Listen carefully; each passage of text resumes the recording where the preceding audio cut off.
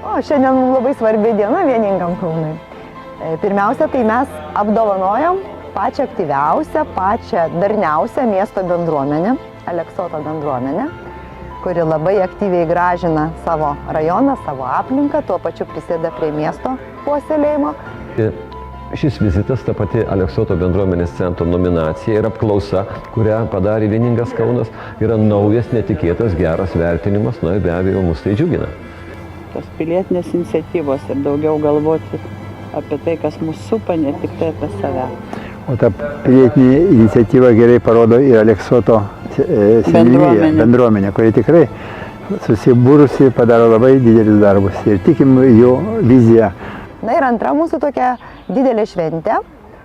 Susirinko dalis mūsų Vieningo Kauno komandos narių ir mes visi nusifotografavome prie mūsų ąžuolo, ypatingo ąžuolo, kuris išaugintas iš labai seno, storojo, taip vadinamo ąžuolo augančio Pakruojo rajone Gylės.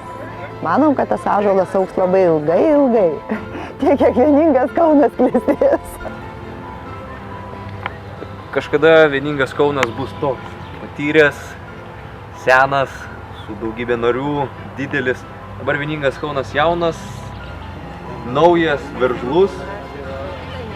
Turime dar kur bręsti, didėti ir augti.